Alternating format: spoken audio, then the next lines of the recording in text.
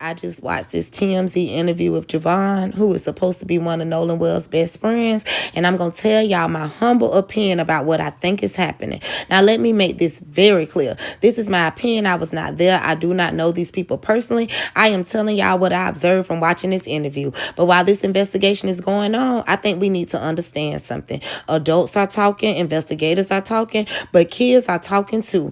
And my personal opinion, I believe these kids have been communicating with each other about what happened, what they know, and what they should say.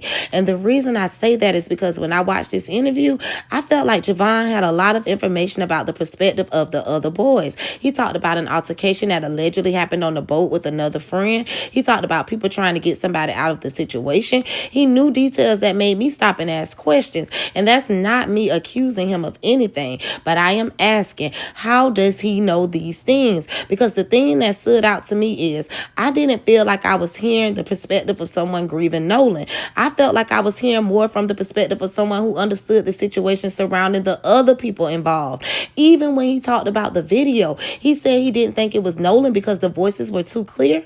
And again, that made me pause, because when somebody is your close friend, especially somebody you lost, you expect the conversation to center around that person, who Nolan was, what he meant to you, and what happened to him.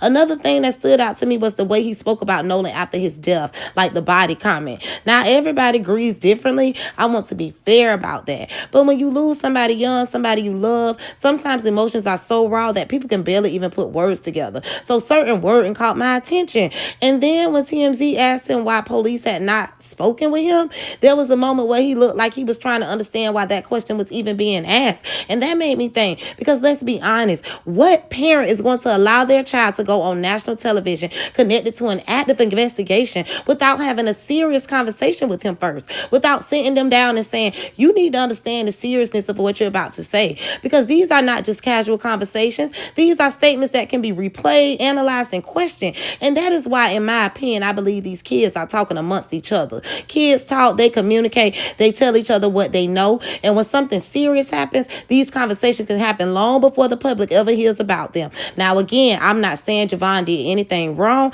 I am not saying I know what happened. I am saying that when you watch interviews like this, you have to pay attention to the details, the wording, and the dynamics between people. Because when trust is already low and families are searching for answers, every unanswered question becomes bigger. And this is why people are demanding a thorough investigation, not rumors, not assumptions, not internet detectives, the truth. Because at the end of the day, the only thing that matters is justice and answers for Nolan Wells.